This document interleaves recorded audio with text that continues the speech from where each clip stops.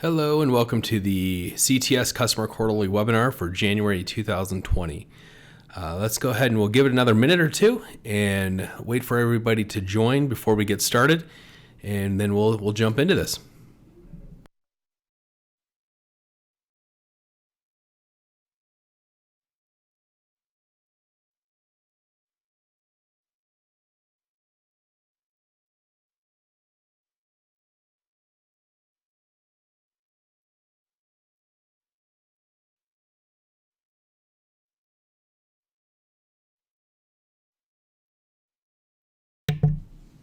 If you're just joining, we're going to give it another 30 seconds or so to let everybody join, get situated, get ready, and then we will jump into the content.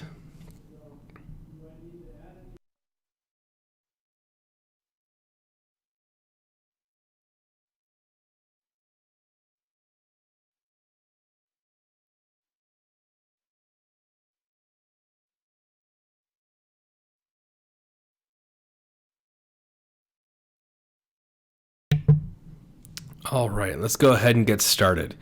First off, wanted to just take a look at our today's agenda and show you kind of what we're going to be looking at, what we're going to go over.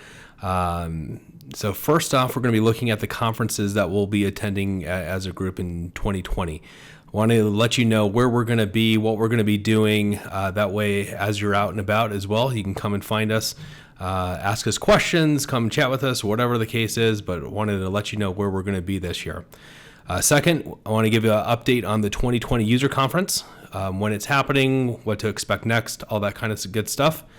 Go over the end of year customer surveys, give a real quick fresh fruit and vegetable program update, go over some S&P enhancements, new and existing stuff, and then wrap it up with a 2019 recap and what to expect going forward.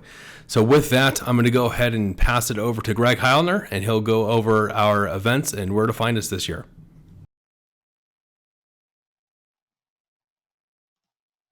Hello all, my name is Greg Heilner and I'm one of the account executives here at CTS.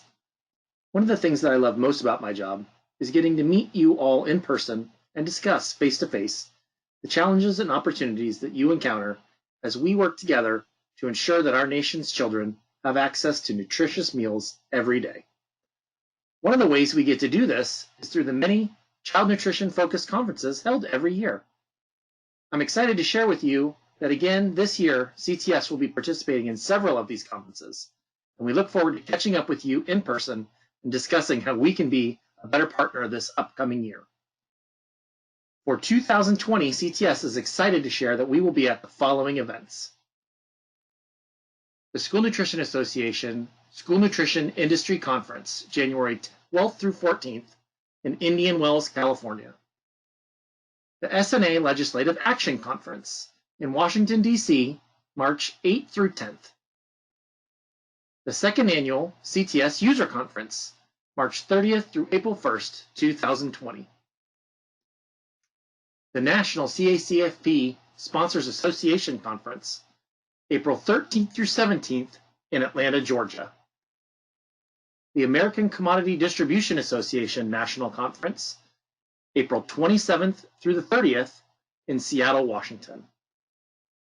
The Child Nutrition Access and Accountability Through Technology, or CNAT Conference, in Reston, Virginia, May 12th through 14th. And last but not least, the School Nutrition Association Annual National Conference, or ANC, July 12th through 14th, 2020. We are excited to be a partner with you and can't wait to catch up and talk to you about all the exciting things happening here at CTS and in child nutrition throughout 2020. Thanks, Greg. My name is Steve Bailey. I'm the Director of Marketing here at CTS. Wanted to give you a quick update on the Cartwheel User Conference happening March 30th through April 1st in Phoenix, Arizona. We're in the final process of getting the agenda together and sending this out to you via email.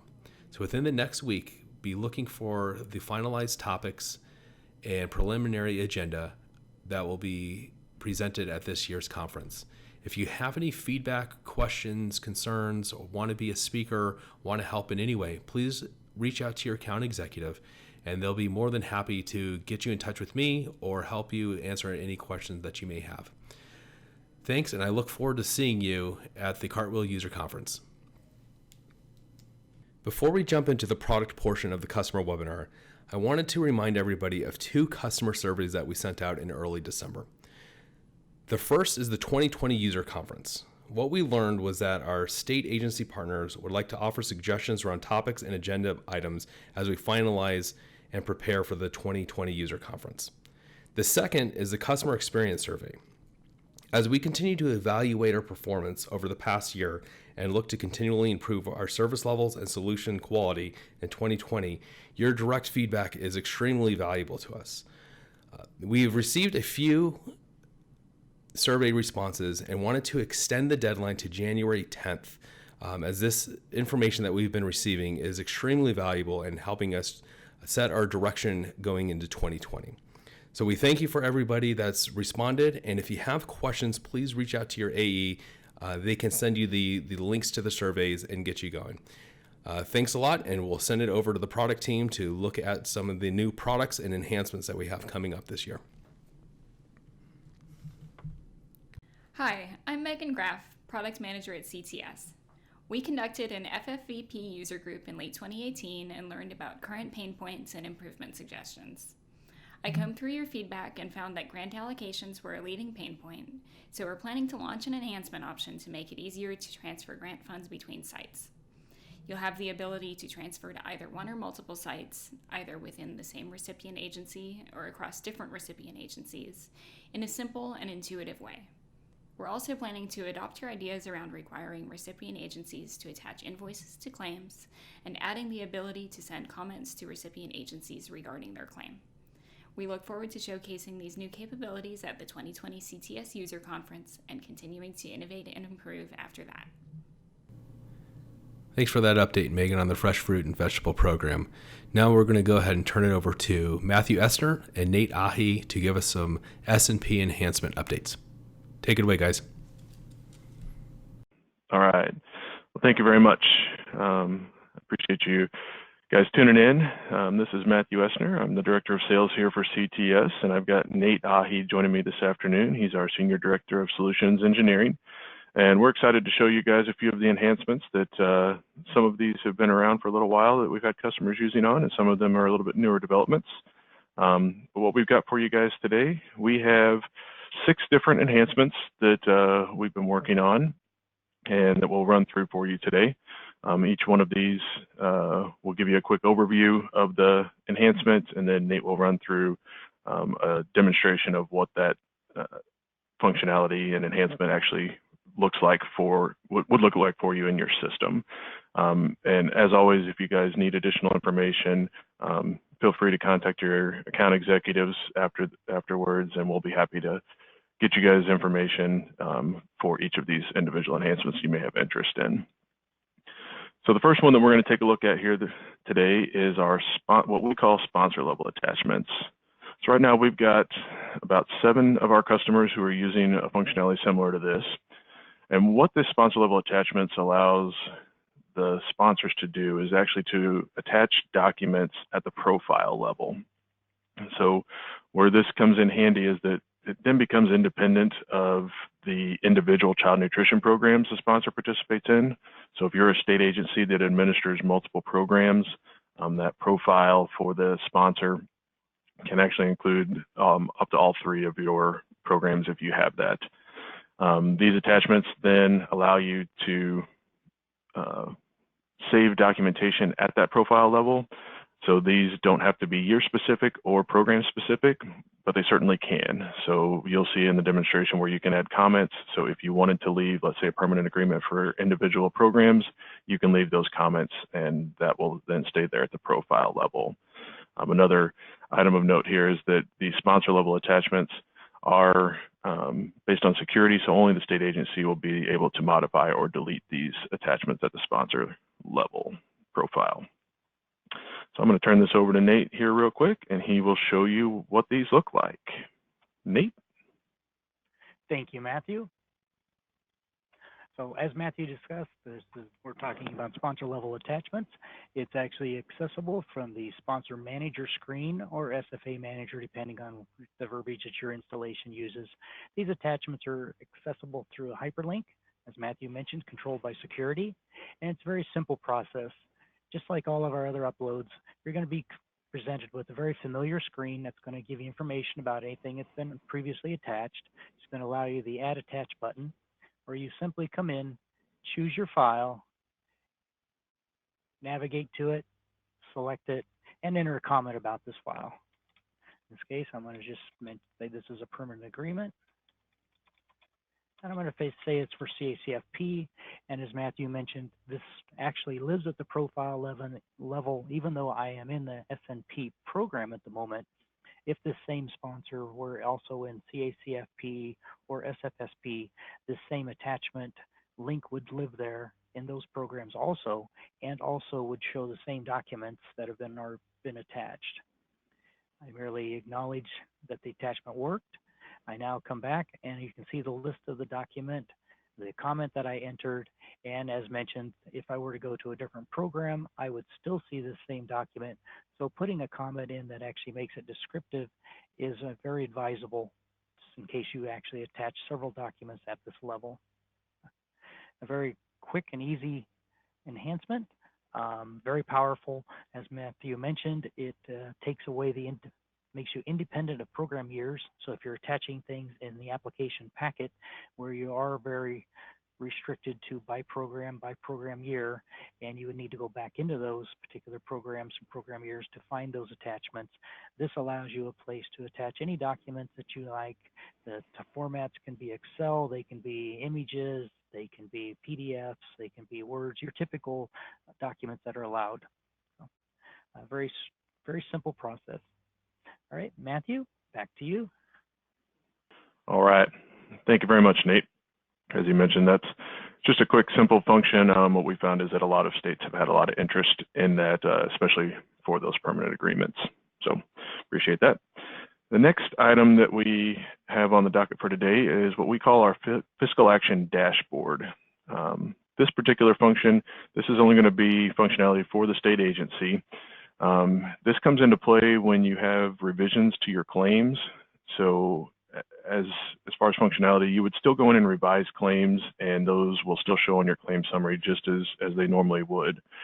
What Nate will show you here is that you can actually then add a fiscal action hold to these claims. What this is going to allow you to do is quickly see on a dashboard then any amounts that have been placed on hold. It's going to give you the overview of when that hold date happened. It'll also track on how long that's been on hold and when the next action date is.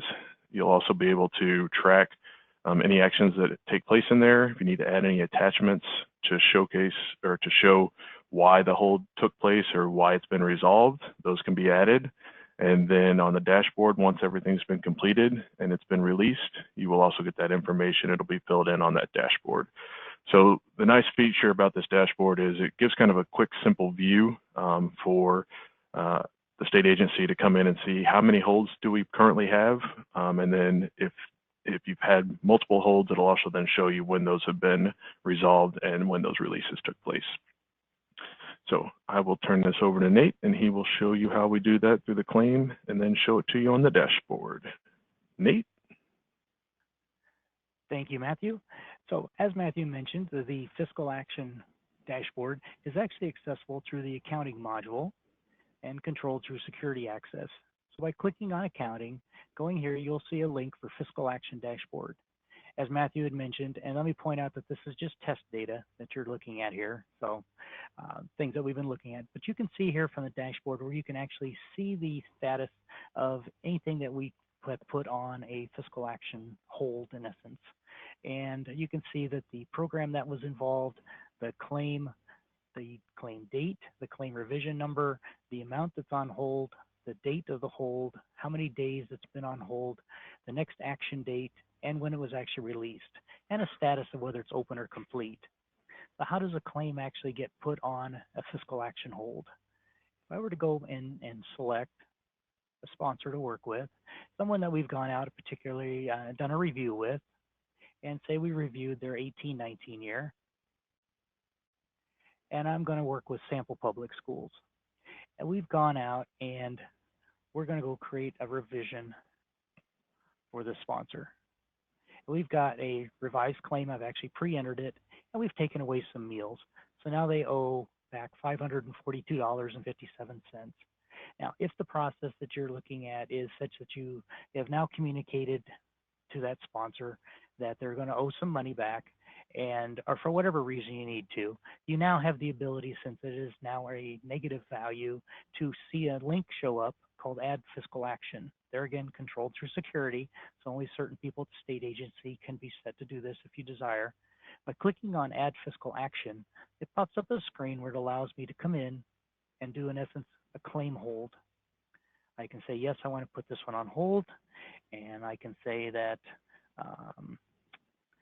money to be recovered due to AR, and then pending client agreement. Or whatever comment, of course, makes sense. I merely save that. It shows a screen that now takes us actually into a fiscal action detail. So it's now created a fiscal action detail record, which will now show in that tracking screen. There's various things that I can do. If I know that I need to go ahead and have an action be required, I can set a due date out into the future and say give them 3 weeks to respond.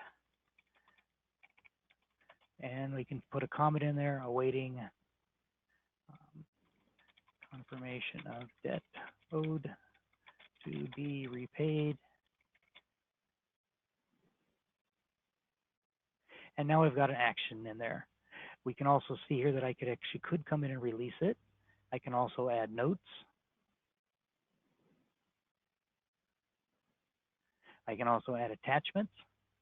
And if I'm done with this at the moment, I can click back and go back to the claims. Now we're going to get a message in the claim system that says this claim has been placed on hold, and it can be edited by state agency, can only be edited by the state agency at this time. So now a sponsor cannot come in and change this claim until such time as you've released it. I can go ahead and access the fiscal action detail screen again, or something I do want to note is if I were to go into, let's go back to the claim for a second, and notice not only that this message was displaying, but the claim has been submitted to be accepted. So now if I go into accounting and say I were to try to do claim tracking, what's going to happen is I'm going to see that the Sample Public School is now on hold. So now that there's a fiscal action pending for it on hold, I can no longer accept that claim for processing. So that'll stop you as a state agency from accidentally picking up anybody that might be on hold. Time can go by, you can go work with the sponsor to get things resolved, and at such a time as you're ready, you can actually come back into the system. You can make a note that you've got things resolved. You come back in and you can release the hold. Marking yes. This has now been resolved. You can attach whatever documentation may be needed as part of that. The hold has now been released. If I go back, you can see that the history has now been tracked, the hold date, the next action date, the hold released, it's complete. If I want to go into the detail at some point down in the future to look at what happened, I can see if there are any notes, I can see if there are any attachments, I can review all that information. If I now go back into the claim, I can now see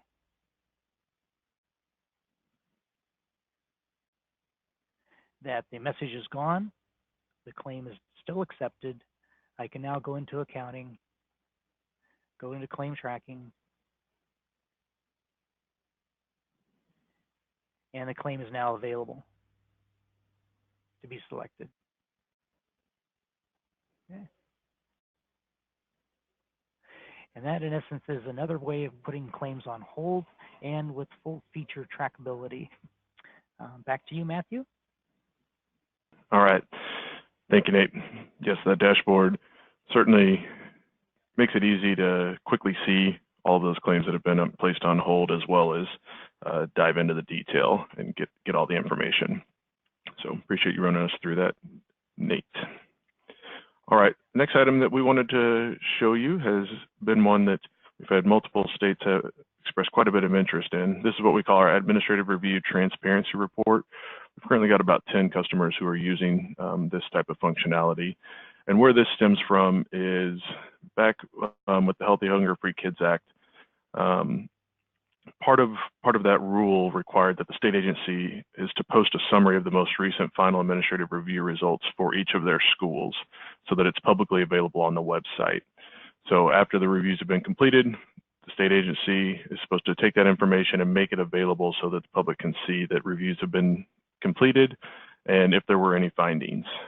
Currently, we've got reports that make this available to you. You can see the findings. You can list which reports have, which reviews have been completed.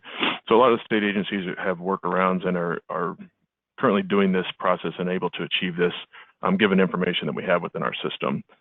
What this new enhancement will allow you to do is we actually have got a way that we can provide a public link. So to make this available to the public, you'll get a link to a web address. When the public or anyone clicks on that link, it's going to actually take them to a search screen. And so what they will then be able to do is they can type in any school that they are looking for. Once they type in their search, it's going to pop up any schools that would meet any of that search criteria. And it'll show them which administrative reviews have been posted for public review. From the state agency standpoint, this becomes available once you've completed the administrative review. So while you're working on this, it's not going to have anything posted. Once you complete the review, it then automatically generates, so you don't have to go through any extra steps and processes to actually post this information out to the public. And then what it's going to post out there, you'll see through the demo, it's going to give a quick overview of when the review took place, and then it'll also post any findings, or it'll mark if there were no findings as well. And if that's the case, then nothing else will show on this overview. So I'm going to turn this over to Nate here real quick, and he will show you how this process works. Nate? Thank you, Matthew. And yes, exactly as Matthew said, this is a hyperlink that we make available to the outside of the system so that there is no login required. It's open to the public.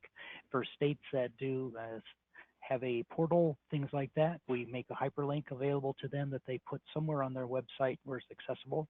For other states that do use our login screen, we do both. We provide a link that they can go ahead and put on some public website that they choose to, and we typically would go ahead and put it right here on the login screen with them.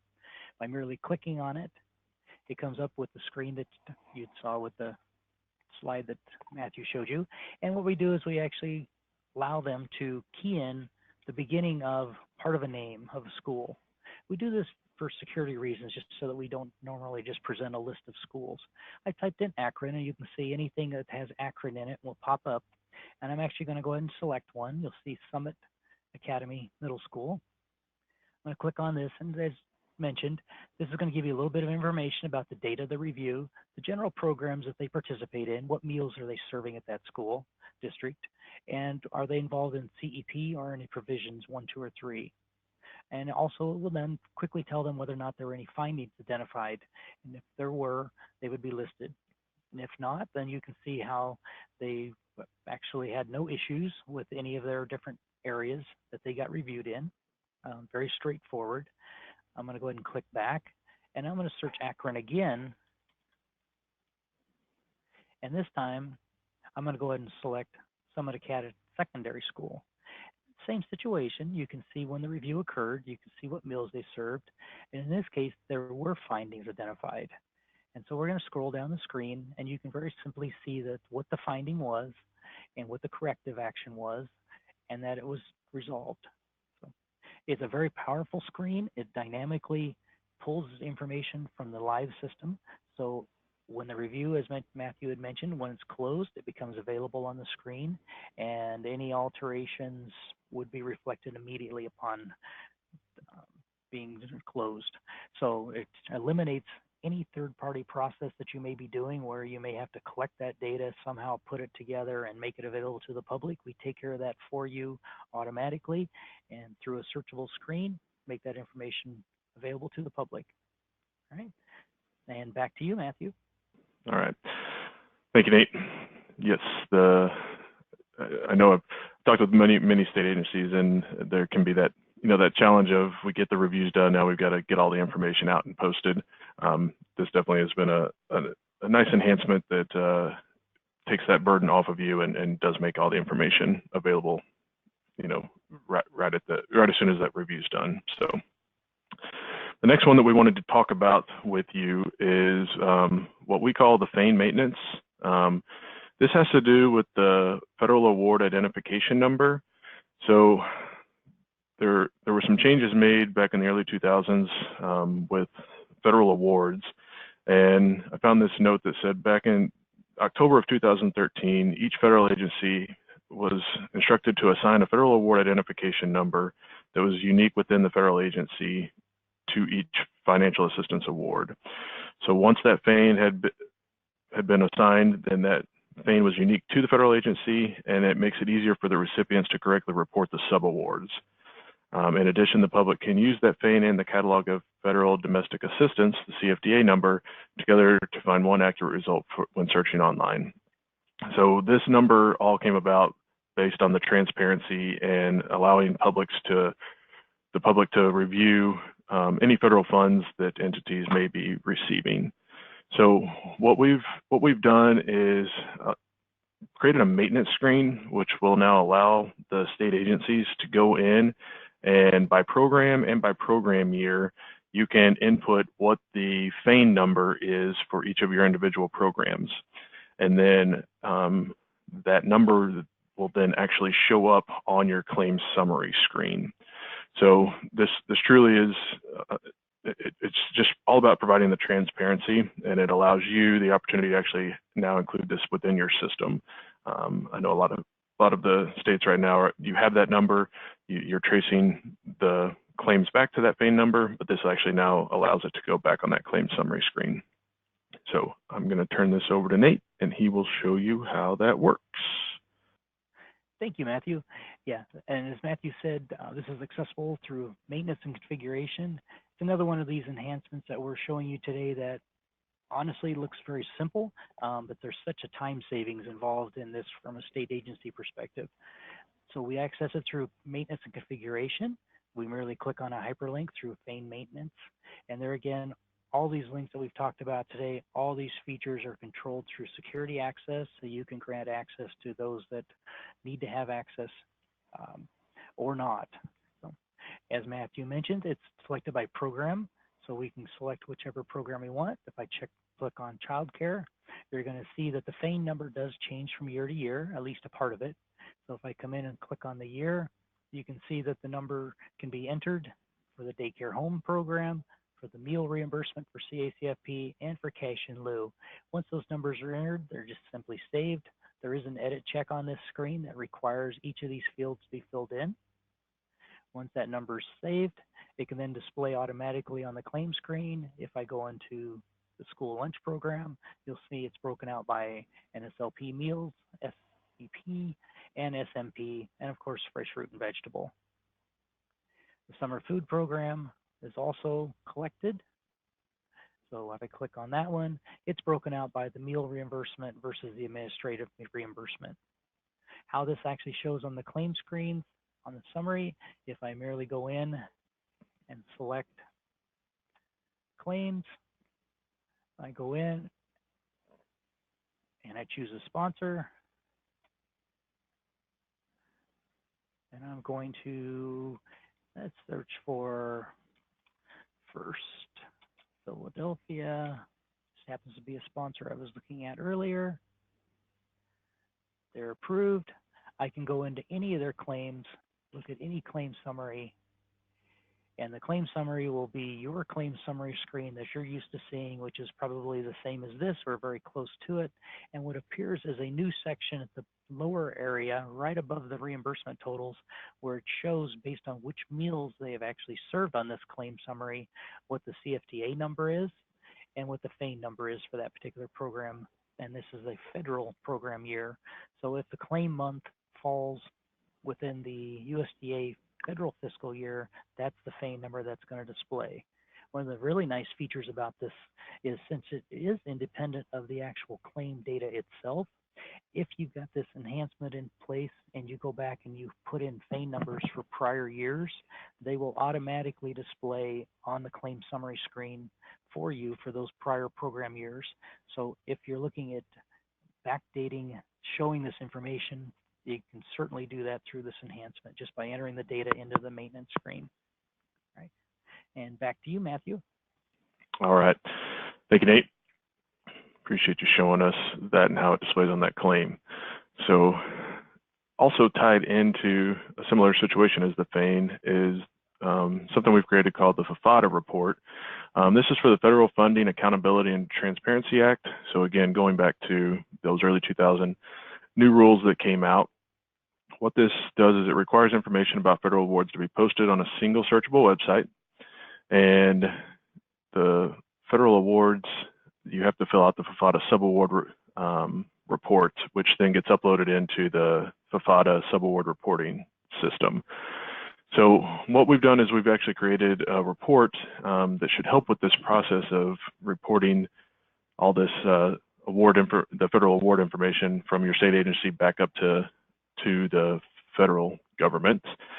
This report is set up, it reports on the fiscal year. You could also run it for a specific date range, and you can also run it by program. What the report's going to do is it's going to provide the awards by month and the year. And if the FAIN information is available within our system, we'll also list that FAIN award information for each of those particular subawards that were received by the subrecipients. So I will turn this back over to Nate, and he'll give you a quick sample of what these reports look like coming out of our system. So Nate. Thank you, Matthew. As Matthew mentioned, the FFATA report is actually a fairly new thing that we've done, and it actually ties in with the FAIN maintenance, our latest version of the FFATA report, so that it actually can pull the FAIN numbers correctly for each program year based on the claim date. This report is accessible through accounting, through the Accounting Claims, and it's called the Federal Funding Accountability Transparency Act report, of course, FFATA, as everybody knows it. When I click on it, it actually has two ways to run it. You can actually run it by program fiscal year, which in this case is actually USDA fiscal year, or you can key in a date range for anybody that needs to send it in monthly or quarterly, or however you choose to. The important thing to know is if you're entering the date range, that becomes independent of the fiscal year that you would enter, and it actually can encompass dates outside of the fiscal year. So if you want to run to a January to December, or a June to July, or whatever date range you might want to run, you can actually key those dates into the date field and it will actually pull accordingly. Once you've got your parameters set, you merely export to Excel. It will actually open up, and I've actually got it already open, so I'm going to change my screen to now show what the FFATA report looks like. And as you can see, I apologize, I've got Microsoft updates waiting to be installed. The important things on this is it's talking about the awards, the FAIN numbers, and the subaward information. So the subawards, of course, meaning that that's your SFAs, your sponsors, of course, that you're sending their reimbursement out to. It is a subaward month, a subaward year. If the DUNS number is captured in your system, sometimes for public schools, we don't do that, but for other types of businesses and stuff, there should be a DUNS number. It will capture that. The city, state, that would be your information for your state agency. And then when it comes back over to the right, and this is formatted for the USDA, this FFATA report, and then now it enters the actual subaward information. So the actual sponsor SFA's city, state, zip code, county, amount that they received, the award date of the claim, the award number, subaward number, which is actually their agreement number. So all the information that's needed to report to the USDA so that they can get that out there to their public website so that they can inform everybody what's been received for all the various programs that the government provides reimbursement for. All right. Well, thank you, Nate, for showing us that FAFATA report. Again, pretty powerful stuff when you're looking to submit all that information back up to the feds. So the last enhancement that we wanted to show you guys today is what we call our benefit issuance. This is a new enhancement that goes along with the administrative review. What it's going to allow you to do is we'll provide a sample file type for the sponsors to pull out of their point of sale systems, and it will allow you to upload that into your system to show the eligibility status of their students. Once you have that information uploaded, then you're able to select the sample size for the review process. Then once those samples have been determined, it does the random selection for you. Then it provides all that information so that the reviewers can then just go in and verify the status of that eligibility to make sure that everything is correct on the benefit and certification forms of the administrative review. So I'm going to turn this over to Nate. He's going to run you through, and due to this having student information, you guys are just going to be seeing screens on this one versus an actual live demonstration. But I'm going to turn it over to Nate, and he'll kind of walk you through the process of how we get this information and where you'll be able to see it on the administrative review process. So Nate? All right. Thank you very much, Matthew. So the benefit issuance enhancement eliminates, as you'll see, both the burden of calculating the sample size list of students and the manual process that's usually involved in validating those students looking at paper-based applications. We do this by providing an upload of the roster of their students from the POS system, and it's going to have with it their eligibility categorizations for free, reduced, and paid. Once uploaded, the system automatically determines the sample that needs to be verified. And then by providing online screen to work through this list, it saves a tremendous amount of time that's usually involved with the verification process.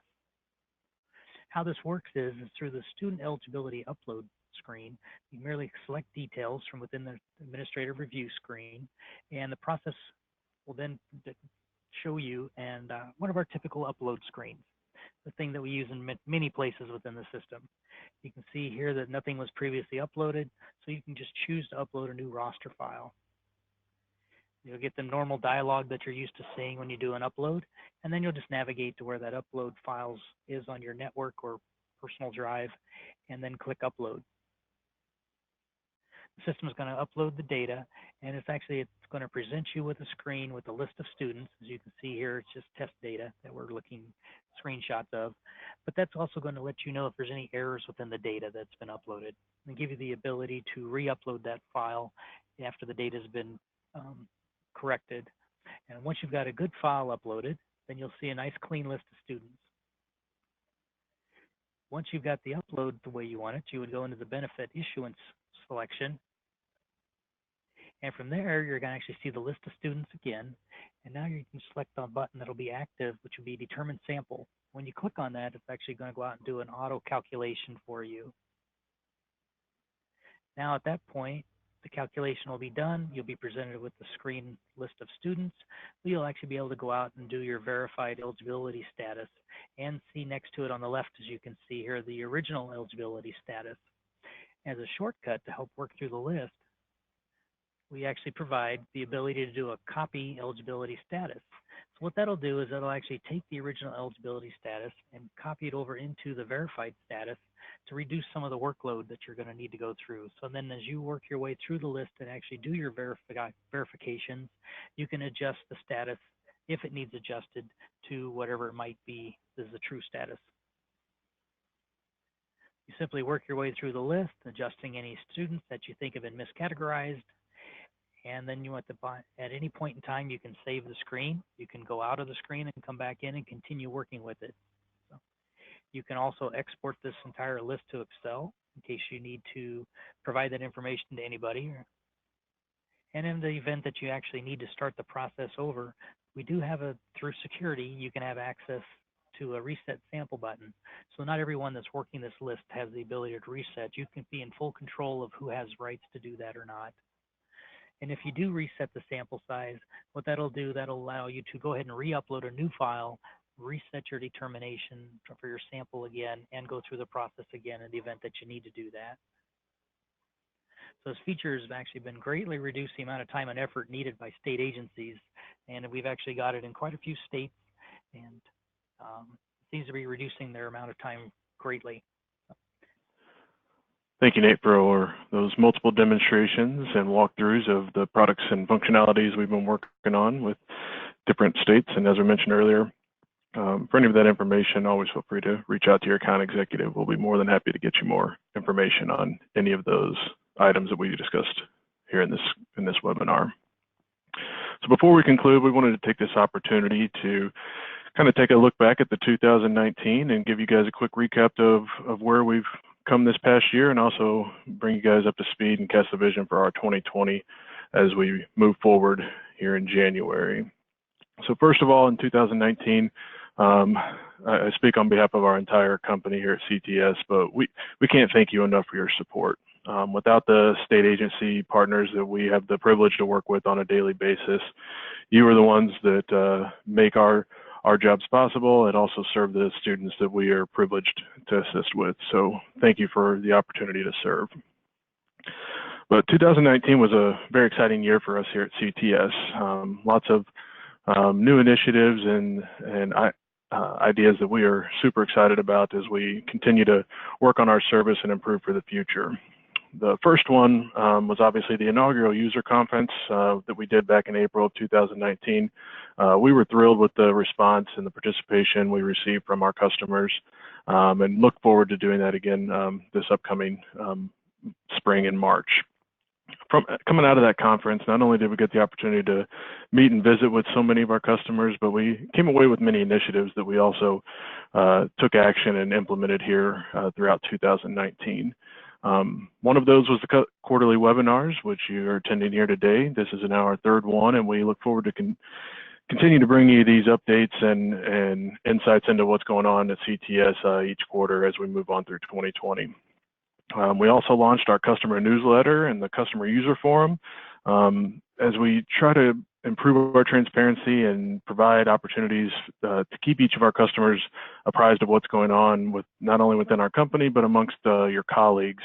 We're excited about both the newsletter and the user forum as effective tools to bring that to each of the customers. We also launched our first user group, and this one we focused on the food distribution program. I've had an opportunity to meet with multiple customers who use that particular module and are excited about how we've uncovered and looking forward to improve that product as we move into the future.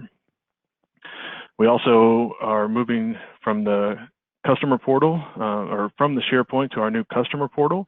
We hope this is going to be a great opportunity to increase the transparency and the effective communication between both our team and the customer's team, and keeping track and moving forward with any of the projects and incidents or tickets that we have to work on throughout the year. Our professional services team has continued to evolve and grow all year long.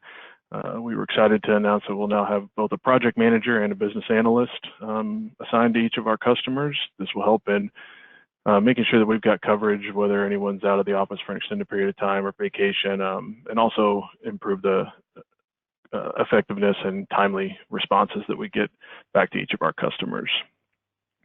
We participated in many and hosted many customer events at some of the national conferences. It was wonderful to see so many of our customers attend and participate.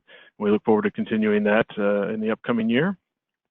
Back in 2018 at the CNET, USDA announced the Administrative Review Training and the Technology Innovation Grants, which we were thrilled to work with multiple customers on some new enhancements and ideas to continue to move their software forward in the future, and are super pleased that many of those were awarded and will become new and exciting projects for us to work on as we move into 2020. And lastly, we had two new customers. We've got Arizona Department of Education and New York Office of General Services that joined the CTS family in 2019, and we look forward to the opportunity to continue to grow that number. And we are very excited that we've got representation in all of the USDA regional offices.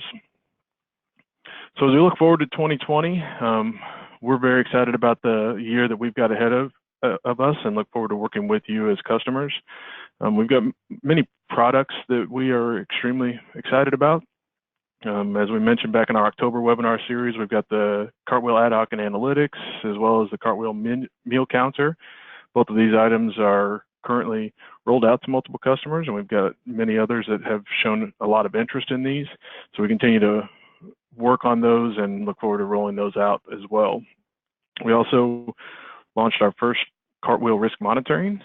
That's now out and being used, and we'll continue to have more information on that product as it evolves and gets better over time.